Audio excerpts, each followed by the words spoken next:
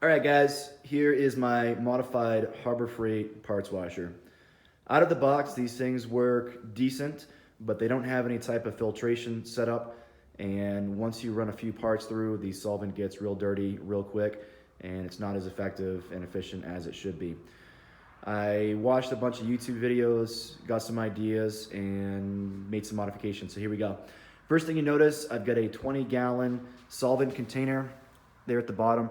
Picked that up on Amazon for about 50 bucks. Also, I've got a furniture mover.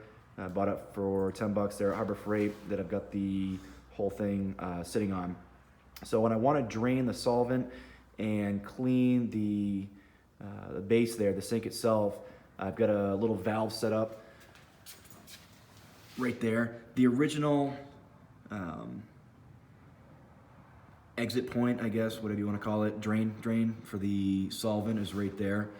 Kind of a pain in the ass to try to find a valve that fitted. I was able to find one, but by the time it actually came in, I got impatient and essentially went to Home Depot, got a little valve right there, and just drilled a hole in the bottom of the sink itself, got it all sealed up nicely.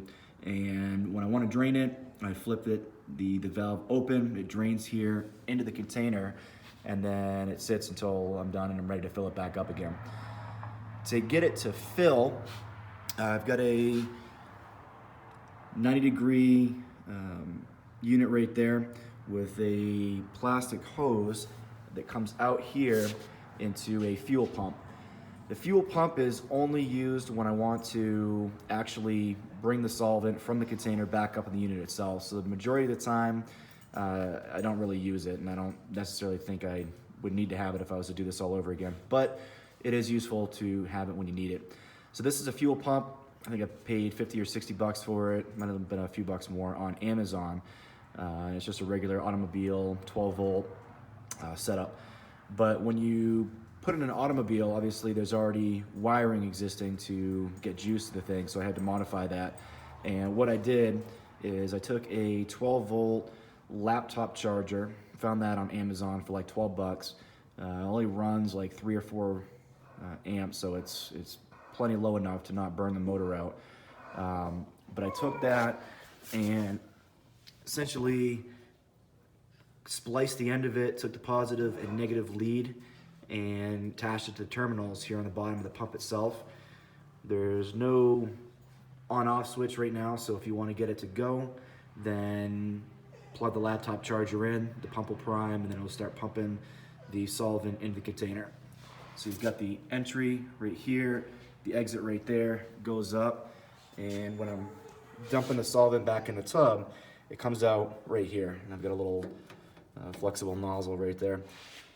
Typically when you buy these, you've got the metal wand right here, and there's a pump inside of this here, this housing, and that's right there where this wand is originally coming out of. So when you hook the unit up, you plug it in, you turn it on, it'll pump the solvent out through the wand, but again, there's no filtration system outside of a little Brillo pad, is what it amounts to, and it gets dirty real quick. So the next modification that I made was adding an oil filter to the unit. So I used this plastic tubing to reroute it. I've used these air fittings right here, comes down, runs through the filter, and then comes back up. And again, air fittings. This is where the wand attaches to now. So when I turn it on, I've got clean filtered solvent that's ready for use. And it pumps it out of that pump here, again, up through, and gets it all cleaned up. Hindsight 2020, when you're getting this type of setup going, you want to make sure that you've got the right type of hose clamps. When I first started setting this up, I didn't have the right size, I wasn't using Teflon tape, and rather than being a perfect circle, the hose clamps were crimping unevenly, and what ended up happening is it wasn't sealing properly, and the solvent was leaking all over the filter, all over the pump, and it was making a mess. Took a little bit of fiddling with it to get the right clamps, the right Teflon, the right size. Somebody that knows more about this stuff could probably do a better job, but I was able to get this working to my satisfaction. And that's about it. Works great. I've got zero complaints with it. Picked up a rechargeable LED light from Home Depot for about 30 bucks.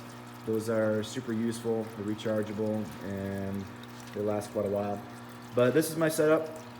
Happy to answer any other questions you guys have, but this is certainly what I would recommend going with. If nothing else, get yourself one of these and add a oil filter to it, and you will not be disappointed. Hope this helps.